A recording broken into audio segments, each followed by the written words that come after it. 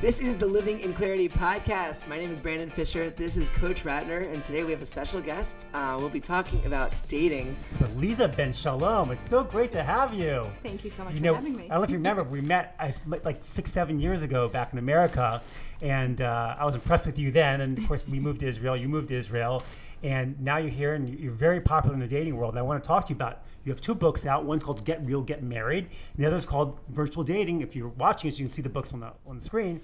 But tell me, how did you get involved in dating and marriage? How did you get involved in all this? I think I started way back, like with summer camp and my brother. Like, right. Do you want to go to the dance with my girlfriend? She's cute. Her name's Michelle. Yeah. She's like 2 years older than you, but that's okay. Yeah. There's a pleasure to it, isn't there? There's a certain pleasure in bringing people together. Also, just seeing people, understanding people, knowing them. It comes very intuitively to me. And so it just, like, things make sense and then they click. Right. And when it clicks, it's like, how could you not say something? You know, how could you not set people up? How could you not bring them together? Right. Does this come from, is your pleasure just teaching people how to date, how to stay married, or is it just really setting 2 people up? My pleasure is more in the process. So setting people up, anybody can do. Even like a 3-year-old child can just stick 2 people together, like, and all of a sudden they can meet. So like my mother-in-law, she's like, before my wife was married to me, she was like, and she met a Jewish guy. Said, "Oh, my daughter's Jewish. Do you want to get together?" Like, it was just 2 people that happen to be Jewish, right? Right. So It's much more than that. It's more than that. It's so much more than that. And it's what you were saying, which is not just putting 2 people together, but how do you stay together for a lifetime? Because getting married, although everybody thinks that's really the hard part, staying married is the actual hard part. Anybody can get married. That's what I teach about. But the divorce rate is over 50%. 65 now. It's very high. If you get divorced a second time, it's higher. If you're divorced a third time, forget it. It's at 85%. If you try to get married again, it's very difficult. So you have to teach how to stay married before you even get married. And that all comes like in the dating coaching process. It's like packaged very sweetly so that you don't have to, imagine like, oh, well, I don't need to know how to stay married. I need to find my person first. Let me do that, and then I'll work on the next steps. And for me, it's all part of the same step. It's one process. So I always say in my classes, like, 60% in a divorce rate. But of the marriages that are left, how many of them are happy? Right. And you look at that stat, it's so bad. It's like less than 1 in 5. Right. And if you're going to go out and date someone and get married, and you have less than a 1 in 5 chance of having a happy marriage, why would you do it? Why bother getting married? Right. Because they don't have the wisdom that you're teaching. And that's the reason. Everyone goes to, like, if you're going to become a CPA, you got to go to college, you're going to get a driver's license, you got to study for 6 months. You get married, there's no test you have to take. Yeah, same thing for having kids. I know. You go to the hospital, they hand you a baby. All you have to have is a car seat. Here's your baby. Where's the instruction manual? It doesn't come with anything, right? Car seat and a mazel tov, and you're good to go. You are speaking, I'm going to tell you, you are speaking my language. Yeah. It's like someone that tries to get into the NBA or the NFL, and they get in, and like, I made it. I got there. I got married. I'm there. That's when the hard work starts. Well, it's the beginning of the journey, not the end. So everybody just thinks the hardest part is finding your person. Right. And it is a very difficult thing, right? It can As be, yes. difficult as splitting the sea. Everybody has all different analogies. Yes. But it's harder to know how to stay married, harder to know how to hold a relationship together, harder to know, when we hit our down, how do we pick ourselves back up? Right. So what are some of your tips for marriage for people to stay married? Learn conflict resolution and not like the regular skills, the things between you and your partner. So some people learn generic advice. I tried this in the beginning of my marriage also, and people would give me advice and I would try it, and I was like, well, that didn't work with my husband. Right. I'm like, well, he's not the 80% that it works on. Right. He's the 20%. I said, but what's the advice for the 20%? They're like, oh, I don't know.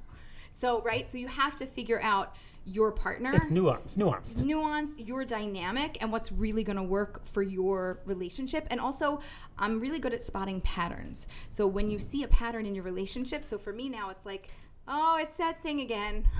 Okay, so you get upset, I'll get upset. Okay, you'll say, and then the kids, and then we'll go to sleep and wake up. Okay, so by tomorrow morning, we're going to wake up and you're going to say, how are you? Good morning, and everything's fine. You're going to pretend like it didn't even happen, not because you're pretending, because you really actually forgot. Yeah. I'm not really going to forget because I don't forget. And then we're just going to move on, or I could dig in again. Okay, so that's a pattern. Okay, so you know what? Either I'll solve it or I won't dig in and we can just forget it and move on and like go to the next thing. Like I think it's Gottman who says this, you don't always have to solve every problem. Some things can exist, you can move through it, and like that's it, we just move on. You're gonna find a new problem to have anyway, and just learn how to have peace in the home. How do you have shalom bayit? How do you bring people together consistently? It's finding your person over and over and over again, and choosing to be married and stay married over and over and over again. Because divorce happens when people choose to no longer choose their partner. They're just like, you're good. I just decided I'm not in love with you. I don't feel it anymore. I don't want to feel it. Right. I don't want to build it. I don't really care. I think I can find happiness and love elsewhere easier. I'm just going to move on. They're going to switch from one problem to a different problem. You take 50% of the problem with you. Right. It's you. and then they go see a marriage counselor, and then and a good marriage counselor is going to say, do you really want to stay married? Because they're all going to say yes, but really sometimes they don't want to. And they're seeing the marriage counselor just so they say, we saw a marriage counselor and it didn't work.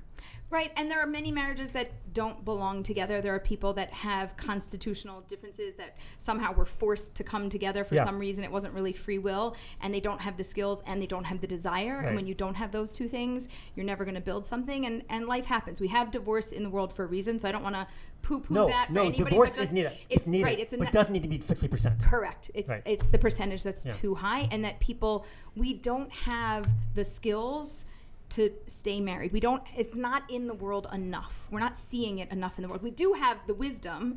It's not being accessed enough, and it's not like sold on every corner, free wisdom, Right. here it is. People think they know what they're doing. Everyone thinks they know, everyone's like, oh, I'm going to get married, we're in love, we're going to be in love forever, and they think it's going to last forever, and why doesn't it? Which is amazing. The only time they go see a marriage coach or a counselor is when they're in trouble. No one's seeing it before they get married. Right. And it really needs to be how to go from good to great instead of from problem to good. Yeah, I'm not really good at fixing the problems, but I feel like I can get you to avoid the problems. Right? And I really believe that everyone getting married should take like you're working on a series, right? How do people find you? Like how do you have a website? Right now you can find me at marriagemindedmentor.com. Yeah. Yeah, it's a mouthful. marriagemindedmentor.com. Right. Has all of our information, our programs, our courses, our coaching. So you have courses. I have things on soulmate clarity, right? Right? How do you know if this is the one, which is the question of the hour, right? Like I've dated hundreds of people. I've had people tell me I've dated over 200 people. None of them are the one. Right. I said, okay, so how are you going to know when it's the one? They're like, I don't know. That's why I'm here to talk to you. I have a question. Is there only one? No. Sorry. So you see, I'm very, very. Same there's page. Many important. I believe the person you married 22 is different than 24, 26, 28. It changes all the time. I don't know that there's an infinite number. Like there are infinite people in the world, and at any time you get under the chuppah, we get married, I choose you, I could choose a million yous. How many people are really going to be aligned with your values, aligned with your personality, aligned with who you are and what you want to be in the world? To me, there's probably like 10 really good choices, and like 5 that you're going to really be excited about, and 2 that you're going to really want that might not want you back. Like it goes 2 ways. But there's not only one. People get divorced and remarried, or lose a spouse and they get remarried. So you can only have one at a time. That's the rule. But yes, there are more than one in the world. And then once you do choose that one, you're under the chuppah. Yeah. Then hopefully it remains to be the one. How do you turn that relationship from good to great, as you mentioned? Right. So part of that is re-choosing your person every time. So every time we encounter a problem, a challenge, an issue, we're going from, our low to how are we going to resolve this and how are we going to go up from here. Sometimes we problem solve. Sometimes we just let it kind of lay there and we just move on from it. And we're just looking for solutions. We have a relationship. We have something we want. We constantly have to remind ourselves, why did I get into this? What is the good? Definition of love. Right? Yeah. Right? I give a definition of love, and that's basically focusing on why you got married in the first place. Right. Well, and some people, I don't like that. I like that for some people, but for my clients that question getting married and they kind of got kicked down the aisle, and it still was the right decision for them. Yeah. They know why they did it, but it doesn't feel like love. They never felt like that. Right. So it's more about, what do I value about us being together? What do I value about the couplehood? What do I value about what we can do with our lives from where we are today and where we're heading? And hey, we're going in this path, and I thought you were following me, and now all of a sudden you're going here and I'm going here. And how do we bring ourselves back together so that we're heading in the same direction? Maybe we could be in different cars, going at different speeds, but we're going to land at the same spot eventually. And how do we keep ourselves in alignment enough that we have freedom to be me and freedom to be we? Yeah. I love that. That's a great line. Freedom to be me and freedom to be we. That's awesome. I just came out with that. I went. That's new. That's new. That's a new one. You can write. I got it done. That's one of my quotables now. We have to save that. I have lots of quotes too. Okay, so I'm wondering, how has Jewish dating evolved since you wrote your first book in 2012? 2013, yeah. 2013 to now. How has the dating world stayed the same? How has the perspective changed? And then again, COVID was such an evolutionary event in so many aspects of our life. How has dating again evolved since then? So my first book that I wrote, I put in kind of like universal Jewish wisdom, which I think lasts the test of time, right? And all ages, all stages, all backgrounds. My goal was, if I never write another book, could I put at least, all the wisdom that I had at that moment into one book? And that's what it is. It's a book that still continues to sell. My clients continue to use, and my network. And it's like, people do come up to me and they quote me on different things. They're like, oh, I did that thing, the due date. I wrote out my timeline and my whole thing. And I'm like, oh, good. Well, what is it? And they're like, well, and they start speaking my language. COVID itself was a game changer. When singles went into lockdown, most of them on their own. Some of them moved back home to be with family. Some moved in with friends. Some, depending on where their level was, moved in with boyfriends or girlfriends. And everybody panicked. And everybody said, I don't want to be alone. Like, it was this really big wake-up call of, I don't want to die alone. I'd like to have a partner. And now has to be my moment, because there are no singles events happening. Everything that I've wanted to do in my life has just been canceled. And I don't even get to see my friends. I don't get to see my coworkers. Forget about dating. There is nothing happening in my life. And hey, if I had a partner, at least I'd be in lockdown with somebody. And for some couples, it was a huge blessing. I had one client, she moved out to California. She went to visit her boyfriend in California and ended up, deciding to get engaged and get married, and wrapped up her apartment and disappeared from New York, and that was it. And Wow. And she totally shifted her life, and that was not their timeline. Her due date, her timeline for dating, engagement, wedding was a much longer timeline than that, and COVID sped that up. And for other people, they said, oh my gosh, I've got to figure out social distance dating and how does this work. So the second book that I wrote, called Virtual Dating, completely addresses how do you build a relationship in a socially distanced world.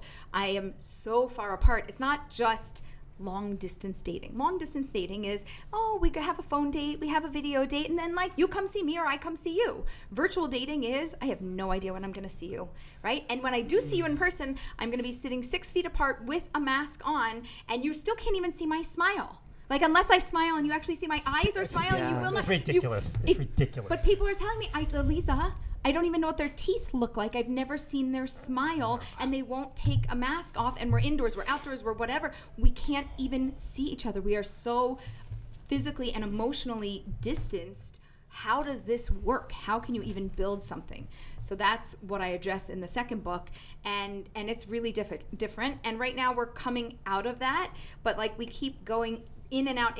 So I work internationally, so different countries have been on lockdown in different ways. So I had somebody in New York, and she was trying to see somebody in South Africa, and it was a whole thing, and 17 hours, and then a layer, and then it got canceled, and she's like, Aleeza, I don't even know what to do. I'm done. And I was like, listen, this is called a technical failure. Yeah. This is not a relationship failure. Everything's fine. You are just having a problem because of the way life is treating you. Decompress. Now let's go back into your relationship and don't blow this. Do not ruin this relationship. So there were a lot of things that we had to deal with. And then we had Canada, whose borders were closed. And at one point, Canadians could get out, but Americans couldn't get in. I spent the night in the airport trying to visit an online girlfriend at the time. Yeah. And you can't get in. So they could get out. So it's okay, guy, girl, we don't care. Whoever can get out of the country goes to visit the person who can't get in. Right. And that's and we're playing by new rules. Well, who should pay for the flight? If the guy is normally going to fly, now should the girl pay for I know. Okay? But it's a whole new rule book, and everything changes. So today it was one thing, and tomorrow, poof, yay, new rules. And all of a sudden, everything I knew about yesterday is not true, and you have to figure it out again. So it was very unsettling for people, but it did, specifically with the men, by the way, I noticed most of my male clients were like, that's it, I'm done. I just want to get serious. I'm also, by the way, tired of wasting my time, so why don't you tell me how to do it faster and better, and I'll get out of my own way. Right. And they became more marriage-minded, and they were more intense about the dating relationship process. Do you think that's the issue, why it's hard for women? I mean, I think there's in the observant world, there's a shidduch crisis where there's not enough men for the women. is that because men are just not marriage minded, and a lot of them are like, selfish and just worry about making money and not. What is the issue with men? Because I meet a lot of men, and I mean, no offense to them, a lot of them stink. I mean, like, it's hard to find good men. Okay, so I don't this like is not. I mean, not you, Brandon, obviously. Well, solid guy and single. Yeah. We'll talk later. Yeah. So, I don't know. I don't think that it's on. First of all, I don't think it's only in the Jewish world. So I collaborate with matchmakers internationally who are from all different backgrounds. Right. So they are saying the same things that we are saying, which is why does the ratio appear to be off between men and women and making matches? And I always say that God doesn't do fuzzy math. So I don't know the answer to why it looks this way to us, but I'm pretty sure that God runs the world in a very solid way, and we just don't understand something.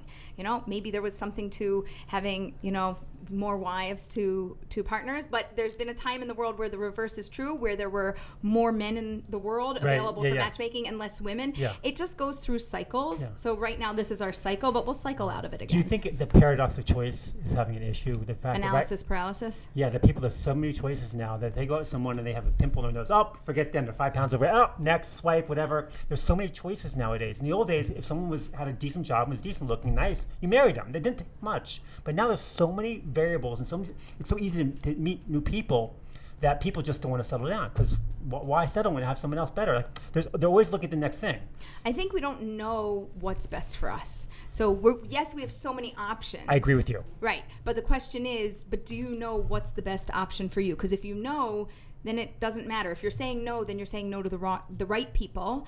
And when you say yes, you'll say yes to the right person also. But look, our entire dating lives, everybody, you, me, and everybody included, is a failure, okay? Why? Because 99% of the people we date, we are never going to marry. We are supposed to not marry them. Right. So everybody thinks that dating, I'm a dating failure. I was also a dating failure. Everybody I dated before my husband, it never worked. I was a dating success. I got lots of dates. And went on lots of dates. I didn't get married until I was 36. So is that a dating failure or dating success? I dated a long time. But you dated all these people. Like if we take the statistics of how many people you dated, everything was a failure until you met the one. Right. So you had failure after failure after failure. But we all had that. That's everybody's dating story. Dating is a series of failures until you find the one, but it's a gift from God. It was a gift from me. Thank God. I mean, I learned so much from thank God I dated wonderful women, and I learned every single one. I was well trained by the time I got to my wife, And I did learn, and the reason why maybe God put me in that situation is because I didn't grow up observant, and I learned all that, and now I'm teaching it to all my students about how to be dating in marriage and writing books too. Well, so there's a certain blessing in a no. I'm going to give you the opposite, okay? Let's imagine all the women that you ever dated were perfect for you. Each one was better than the next. You went out with one, you're like, I'm not sure I'm going to date another one. You're like, oh, she's fabulous too. And you go with the third one, and you're like, oh, Lisa, I don't know what to do. I can't decide. Okay, 10 women later, okay, they're all spectacular. What happens? You have the same problem. You have analysis paralysis. You can't choose good from good. Right. It's easier to choose good from bad. What we perceive as bad and not bad is just not appropriate for me. It's not bad. Yeah. It's just not the right fit for me. Right. But it's such a blessing in giving and getting a no, because when you say no, I can move on and I can go find my yes. Or they say no. Either way. Yeah. I mean, and people have to revisit things. So a no, there's a hard no, there's a maybe no, and there's a definitely ask them out again no. There's different versions of no. Yeah. They say no means yes. Yeah, this is only in terms of dating, and if you have a restraining order, it really means no. Right. You have another book coming out, I think, right? Yes, but I'm not. Secret? Yes, it's secret still, but yes, it's on the horizon. Please God, next year. Oh, God. How do we find out what's best for us? It says we don't know what's best for us, and unfortunately, I think it's definitely true. But how can we approach dating with knowing what's somewhat best for us and make that decision are there signs, are there questions? So on one hand, I think we know what's best for us, meaning I know me better than anybody else. I hope that you know you, and I believe that you know you more than anybody else in the whole world. I hope so. Yeah. Now, do you know what's best for you, or I think you have all the wisdom in there, but pulling all of those pieces of the puzzle out of your head and then actually figuring out what that means, and then actually figuring out what that means in terms of matching yourself with a partner, that's kind of the puzzle pieces that we have to put together. I do a lot of that through coaching. So we pull out values, we pull out personality, we pull out fears, we pull out bothers, the things that irritate you about other people. Rav Noah Weinberg always spoke about it. Like, if you can't find 5 things that bother you about the other person, don't walk away, run. disappear. We're human. We're not angels. We're not marrying an angel, unless her name happens to be Angel or his name is Angel. But other than that, we're humans marrying another human, and there are things that get under our skin, and they should be bothersome. They shouldn't be a red flag. They shouldn't make us want to turn and scream and run, and we should be able to identify that also. And when we can do that, then we also know that we're not in infatuation. We know that we can have the ability to be more in love or in a healthy, growing, loving relationship. Wow. Do you have a definition of love? It's so funny. We talk about this all the time. We always talk about, and I learned this, it was Rabbi David Aaron that gave this over, and talked about love as being a verb. So my husband and I, instead of saying I love you as a statement, we say I'm loving you. And from the very beginning, we've always just said that. It's just been like, I'm loving you, which means, of course, I love you. I'm loving you means I am actively working on giving, building, growing this relationship today. This is not in the past. It's not I love you. It's a statement. I made that commitment. So yeah, I love you, sweetheart. This is like, no, I love you. I don't like what you did. I don't like what you said. I don't like what's going on in our life. I love you. And we'll work through whatever stuff is going on. But I'm loving you. I'm in the process of building this relationship and this love with you and for you. Wow, it's really a lot like what we say every morning in our prayers, that God is actively, always, constantly renewing the work of creation. We're just constantly renewing that love. Yes, it's exactly so what do you say to couples who have been married 20? How long have you been married for? 20 years. We just celebrated our 20th anniversary. We said 21. 21? Yeah, 21. I'm so excited. Wow, tough. Yeah, man. So what do you say to couples who've been married for 5, 10, 15, 20 years, and they're now, the love doesn't come so easily? Like, what are they supposed to do in order to keep that same, like when you're married for a year or two and it's easy to be in love. Like, we're in love, we're young, you're 20, your 20s. How do you keep that same passion in your 40s and 50s? So I think humor, people have to have a sense of humor. My husband and I are just talking about, like, we need to laugh more. We need to just, not take everything so seriously, take the things seriously that need to be, and everything else we can just be more lighthearted, warm with each other, engaging. I was speaking with Rabbi Bernath, who's known as the Love Rabbi. He's in Montreal, and he talks about curiosity. When you lose curiosity, you lose your relationship. When you think, I know everything there is to know about my partner, that's it, I know them inside and out, whatever, I'm done.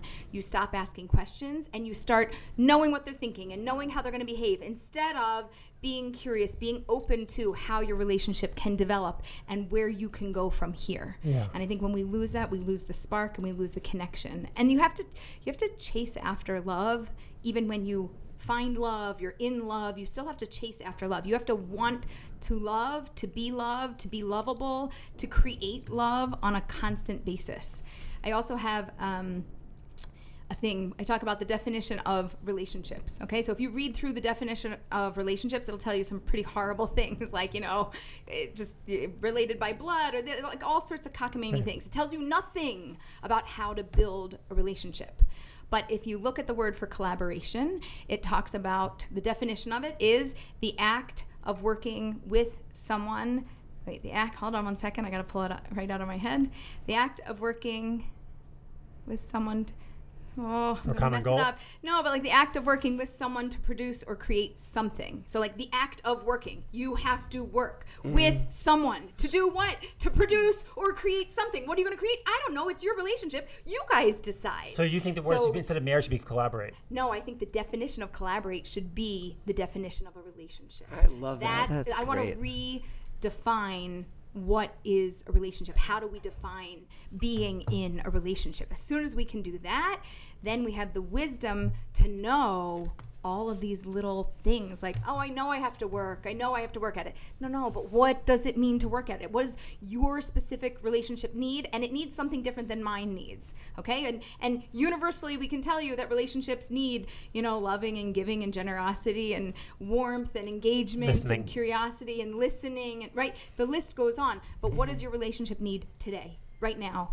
in this moment? So usually what I tell people in terms of the relationship is not, is this good for me? Is this good for you? Is this good for our relationship? Not just us, but is this good for the relationship? Like, put the relationship over there and look at it and go, are my actions and the things that I'm about to do right now, and I'm about to say right now, going to take my relationship and go and bring me up a level? Or is it going to go, and bring me way down, and it's going to tank our relationship. And if it's going to bring me up, great. If I can't handle bringing me up, great. Can we keep ourselves at neutral? Great. Okay, if it's going to bring me down, do I know how to pick us up from that fall? Because every couple falls, and knowing how to get up from when you fall is the key to a healthy relationship. If a couple has a problem, if it's not the problem. The problem is when a couple doesn't have a problem, because then you don't know how to solve problems. When you have a problem, you actually learn how to solve problems. So if you don't know how to solve a problem in your relationship, then you can never get out of your issues. And every couple will have relationships. If you go into it expecting not to have it. Yeah. Okay, I had the Icky Marriage book. I called it the Icky Marriage book. It's not really called that. It was called, I think it was just called Marriage. Yeah. And it was by Rabbi Zelig Pliskin. And I... Oh, he used to teach here. Yes, and he's phenomenal. Yeah. And I love his classes and I love his work. But somebody gave us this book, and it's all about these problems in marriage. And I got this during our engagement, and I'm like, what is this? What are you training people for? This is horrible. Look at these stories. Oh my God. I was like nauseous from it. And then we got a second book, and I'm like, oh, that is a gift. I am giving that away. I think he wrote 28 books or something. Tons. So this book, after 2 months of marriage, I'm like, what did it say? Page 27. Yeah, okay. I'll leave that over there for my husband. I'm going to put it on the table. And like, we were reading through it because you need it, but you don't always see it in the beginning. No, it's hard to get people to want to read a marriage book, because if they're in a great marriage, they feel like they don't need a marriage book. And if they're in a horrible marriage, they don't read it because it hurts too much. Yeah. I mean, actually, it's one of the reasons why I'm coming out with a new book next year, that I'm combining my dating and marriage book into one, because Spectacular. No one wants to read a marriage book. I don't think no one. I think it's hard to get in there. I think it's hard to get people to read marriage books. Yeah, there has to be a sticky title. There's got to be something, Right. Like the Icky Marriage book. I think that would be a great title. I think it's a great title. There's and a lot of people can relate to it, maybe. Yeah. So talking about, keeping the love going in a relationship, I have an idea called sunscreen love. Okay. I came up with this a few months ago. The idea is that, you go to the beach. I used to go to Dewey Beach in Delaware. You put SPF 15 on, or 30, whatever, so you don't burn. Yeah. What happens after a few hours of playing in the waves and playing on the beach? It wears off, and you go home at night. You take a shower at 6 o'clock. You put the shower on. And you go, you're sunburned, Burning. right? Because you forgot to apply the sunscreen. Reapply. Right. Love's the same way. If you don't constantly romance the relationship, which means turn that lust, desire, infatuation you originally had for someone, you fell in love with them, and turn that into love. It's easy when you're young in your 20s, but in your 40s and 50s, it takes work. That's the romance in a relationship. And if you don't romance a relationship, I'm sure you've heard of instances when a man gets divorce papers from his wife and he had no idea it was coming. I mean, it's so common. It's so common. Yes. He goes, I had no idea the relationship was Right, I'm good. I thought I'm we good. were I thought we were fine. I know anything was wrong with And it. also, why didn't you clue me in, right? Like, I'm also willing to work on the relationship, and what happened? Because they didn't work on the relationship. Right. He didn't work on that right. He didn't constantly apply the sunscreen to his wife. Great or concept. wife. Yeah. Fabulous. I like that. And new concept we have in our house, and you can use this if you want. Okay. You can use sunscreen love. I love the idea. And I sing it all the time. And you can ask my wife, compliment, don't criticize. Compliment, don't criticize. Because every time you compliment someone, you are putting sunscreen on. Every time you criticize, you're wiping sunscreen off. Right. So by me singing it in my house has been a unbelievable game changer. Does it work? It works. I don't criticize anymore. As long as it's a reminder for yourself and not passive aggressive towards anyone else. No. It's for me. It's for myself. It's for myself. Of course. And I teach my kids, don't We need criticize. a jingle. Can we get a jingle for that? Well, right now it's just compliment, don't criticize. Compliment, don't criticize. I'm telling you, it's really been amazing. I like it. Yeah. So I'm curious. You mentioned due date. Yeah. That's about timeline, pace of like expectations from when you start dating until marriage, or what does that look like? So due date it stands for dating, engagement, wedding. DEW. Okay. Dating, engagement, wedding. Due date, people think it's pregnancy. That's what I'm thinking. Right, No. Seems That due date comes later. Right. It stands for dating, engagement, wedding, and we want to make a plan. Like, okay, when would you like to start dating? Is now good? And people are like, oh yeah, yesterday. And they're like, no, actually 2 months. I've got something going on. I got a big project. Great. Give me an ideal time when you want to start dating. Great. You start dating. Let's call it November. Good. So happy you started dating in November. When I'm going to just call it, you met your perfect person. First time out, what luck. It's so amazing. Woo! Just happened. How long would you like to date before you get engaged? And then people tell me, it could be anything. It depends how, religious or secular somebody is, right? 2 months, 3 years. 6 months, 2 years. Yeah. Doesn't matter. I don't care what the timeline is. This is their timeline. So let's just call it, I don't know, we'll get engaged after 6 months. Okay, great. How long after that would you like to get married? I'm like, I don't know, whatever. It depends on my person. I said, okay, well, it also depends on you. So let's come up with your due date, and then we'll come up with their due date, and then we'll smush them together and see where those things align or misalign. So I've had people do it, and one wants to get engaged in 3 months, and the other one's thinking 9 months, and then marriage is coming a year later for someone, and it's coming 3 months later for another one, and it's like, woo, it's a technical failure, but it's not a relationship failure. They're just not on the same page. What do you say to people who've been dating for a year and they still are not engaged? It depends. So it depends on the people and it depends on the situations. Because I've seen so many things. We had one couple and both of their fathers had passed away. Well, that's right. No, I'm just saying, right? Like you can throw out a generic timeline, but it's just not going to hit everybody.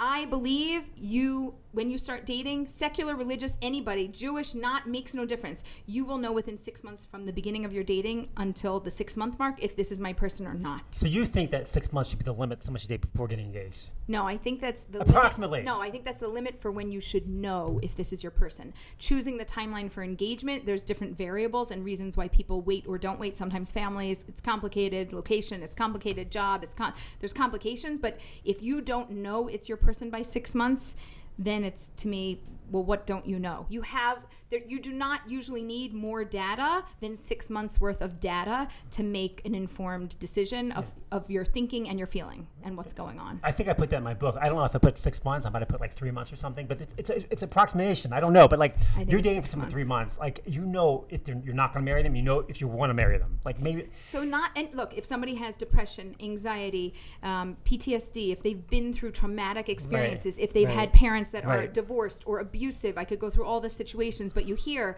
they cannot make a decision so quickly.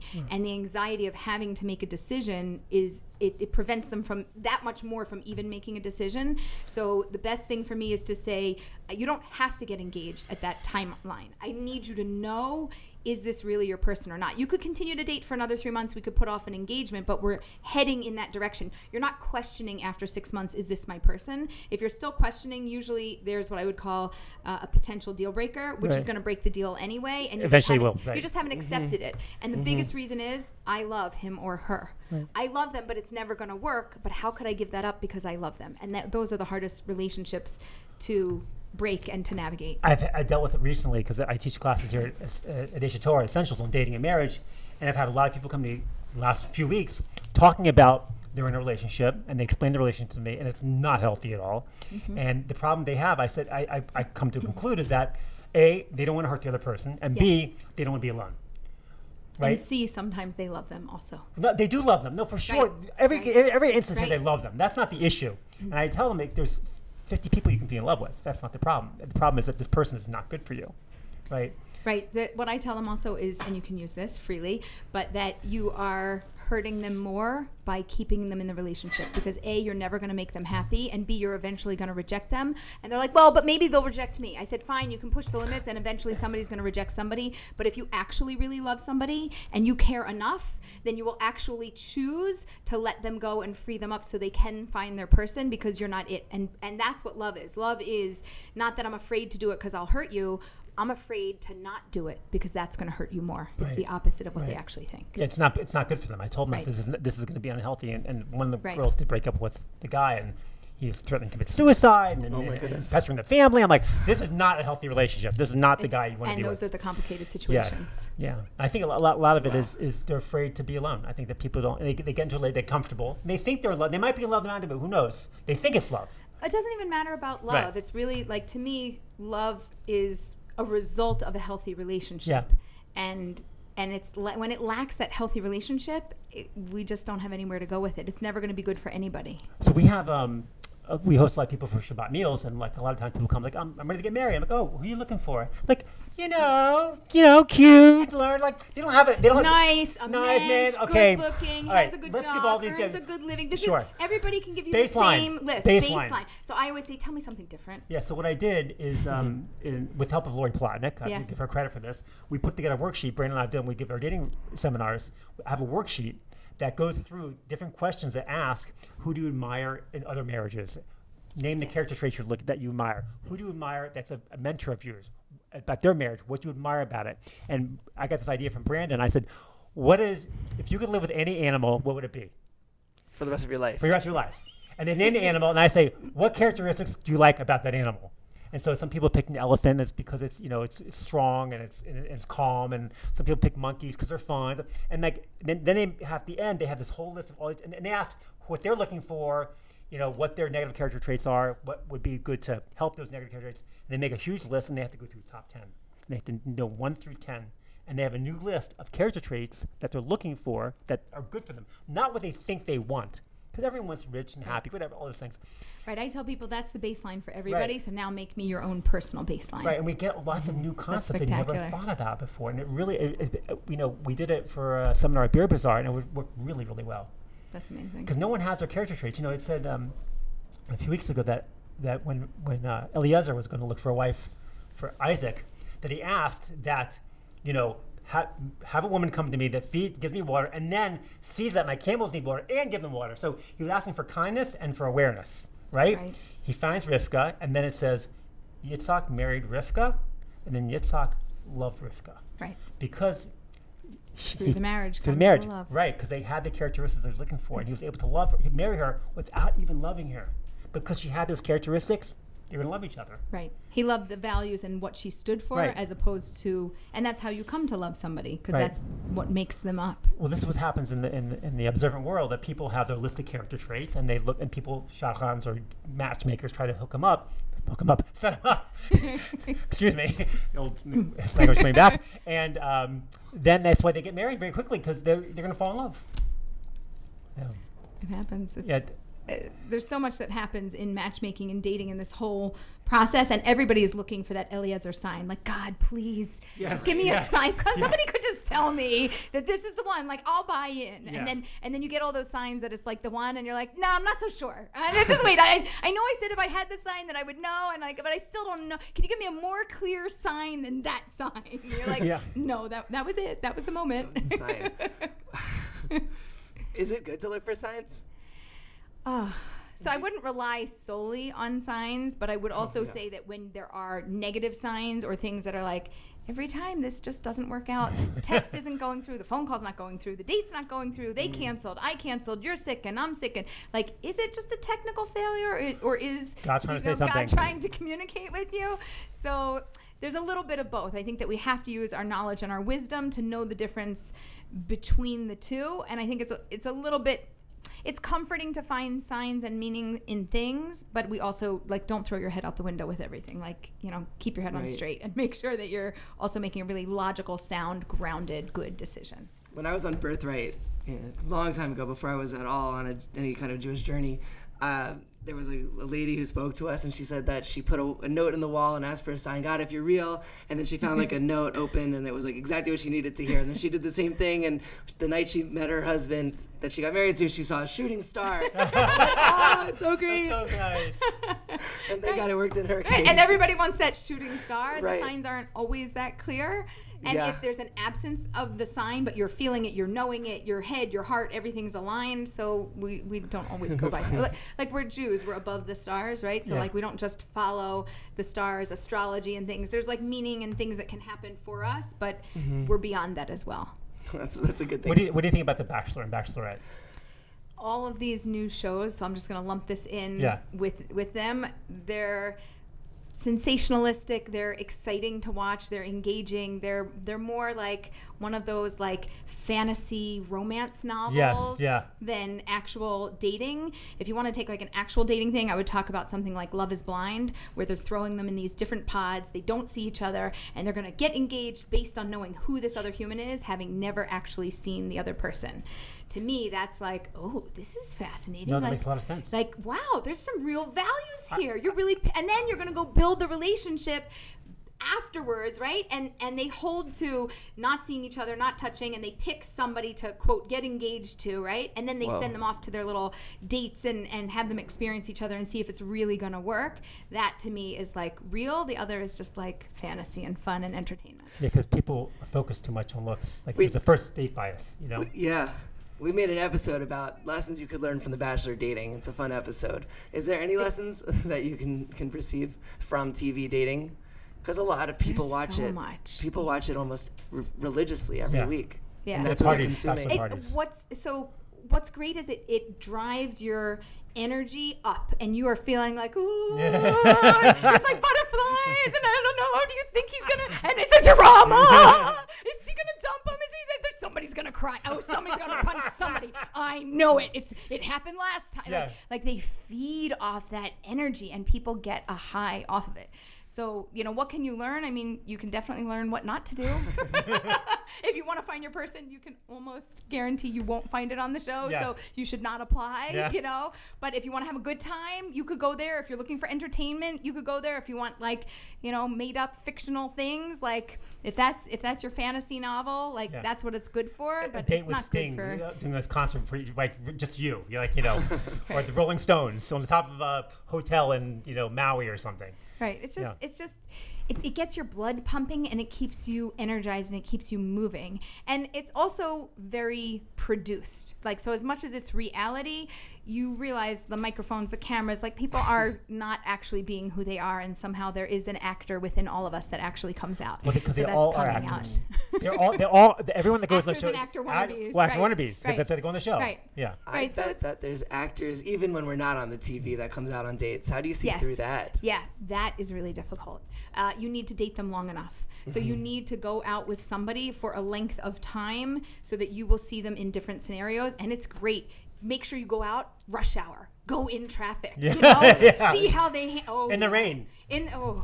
I had one really difficult experience with a couple who was driving, and he said he was from New York, and I was like, that's not an excuse. They have driver's ed in New York. And I'm sitting there in the back, and I'm praying, and I'm like, okay, God, if you really wanted my prayers, you could have gotten them out of me a different way if I wasn't praying enough.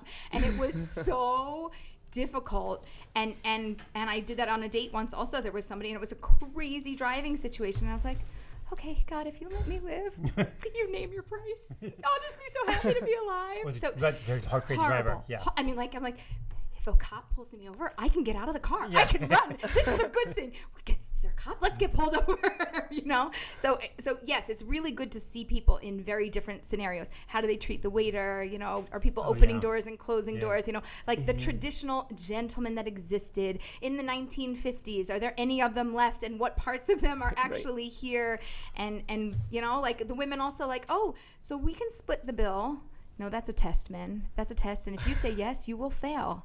And if they offer 6 times, then they really mean it, and you better split it, because then they're going to just think that you'll never listen to what they say. But other than 6 times, you should just keep saying, I got this one, maybe you can do the next. I got this one, maybe you can do the next. Like, there are all these little tests along the way, and you just have to date somebody for long enough and see them through different things. How many times?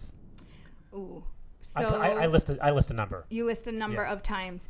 So I have something called the 5-date challenge, and the 5-date challenge has many different rules to it, but one of them is that you commit mentally. If I'm going to commit to date number 1 with you, I'm committing through 5 dates, unless it's horrible and it's a complete disaster. But I'm going to commit to 5 dates. I don't even have to think, oh, we had a nice time. That's nice. We had an okay time. Fine. I'm going to just say yes, yes, yes. And I'm going to give somebody 5 times. Then I need to be going out with them no more than 5 hours, no more than 5 days between dates, to 5 different locations, doing 5 different activities. Well, that's good. And hands off for clarity. You need to not touch them for 5 dates, depending on where you're holding and what your observance level is. And also, you should know their 5 strengths, and you should know their 5 weaknesses, and you should not talk to more than 5 people about your dating life. Because if you start talking to people and telling them, I went out with this one, and I don't know what I think maybe, and did I tell you this already? Oh, that's the classic line. As soon as you say, did I tell you this already? You have already told too many people. So don't talk to more than 5 people about your dating life. So that's all. I guess women do that, I guess. I mean, men don't do that. 5 different people. When they have 9 siblings, they do. Well, yeah. I don't know if you tell your siblings. You tell your friends. I don't Sometimes, it depends how close they are and the relationships they have. Wow. There's a lot of circumstances where I can see people doing that. Yeah. And a guy driving high speeds or driving erratically with someone in the car. Yes. Is that just? And is this guy going to be able to have a good relationship? I mean, like, he's just clueless. Like, how can you do that when someone's in the car, you don't know them, you're driving erratic, they just don't know? Does he think it's erratic? Does he think it's dangerous? Right, because he learned from his parents that this is how you drive because they probably drove that way. Right. So that's his baseline normal. Right. But that's his baseline normal, so that's not crazy to him. Right. So you have to figure out, like, does he know that this is dangerous? And he's like, oh, I've gotten 47 speeding tickets in the last 4 years, you know, like, I should work on this? Or is he like, it's not a problem. I know the police chief. Like, we got this under control. You know, like, right. So it's really more about the personality. This one guy was like the sweetest guy in the world, and he was a horrible driver. I do not know who taught him how to drive, but he was just a bad driver. You know, not many people are going to put that on the list when they're trying to say the top 10 list of who I want to marry. It wasn't in my top 10. It's not even in the top 10, but like that's an issue. No, but it was sitting there in my heart. I was like, if my husband's not a good driver, it's not going to work. My father's a very good driver. Yeah. I trust him more than I would trust myself. Listen, if someone's not a good driver, that means they're not careful with other things in their life. Right? You can't, I mean, like, how can you be a bad driver and really good at, like, cooking and be listening to your wife and doting on her? Like, there are, again, certain things are learned. Like, there's an intuition and there's an experience and an emotional level of how we connect with people. And then there's a physical level of how we use our body in the world. And sometimes using our body in the world and our body-brain connection of timing and all of this doesn't work out well. And that we had really bad teachers. Yeah. So you could really still have somebody emotionally balanced who happens to be a bad driver, not like somebody who loves speed. That's different. Right. I'm talking just about somebody who was poorly taught. Yeah, somebody who was poorly taught. Wow. I have so much I want to talk to you about, but I mean, I could sit for hours talking to you. I really want to talk to you about how people look when they're dating, how people focus on their looks, and how guys and men and women look at differently when they look at relationships. But we have to respect your time. Yeah, we have to respect your time. We'll make it happen again because this was great. It would be great to have you. I wanted to give you an opportunity to, first of all, share how people can find out more about you. Again, you can introduce your books and your website. Amazing. So you can find me at marriagemindedmentor.com. Mm-hmm. My name is Aleeza Ben Shalom with 2 E's. If you Google that, you will find lots of resources and articles and things. And if you go on Amazon, you can find Get Real, Get Married, How to Get Over Your Hurdles and Under the Chuppah, or Virtual Dating if you are looking to date in a socially distanced world and actually get it right. And we look forward to your book coming out sometime next year. Yes, thank you. Yeah, thank you. One more question that we have to ask is, do you have a key for clarity that you would like to offer our listeners? I have soulmate clarity. So soulmate clarity is a whole system in terms of like a key for clarity is knowing who you are, knowing your values, knowing personality, fears, we talked about things that bother you and bother other people, and knowing the other person really well. And then aligning those 2 things so that you see if this is like a long-term potential or just one of those short-lived, like, summer lovin', that was great, but you'll never last. Like, this won't work with me. So the key for clarity, I think, is in knowledge and wisdom about ourselves and about the person that we're dating. So important, so important. Thank you so much for joining us. It's been a pleasure. privilege. Unbelievable. And thank you for watching. We'll see you next time. Living Clarity Podcast. Thanks for joining us on this episode of the Living in Clarity Podcast. If you enjoy what you just heard, make sure you like, subscribe, and comment with any suggestions for future episodes. We'll see you next time.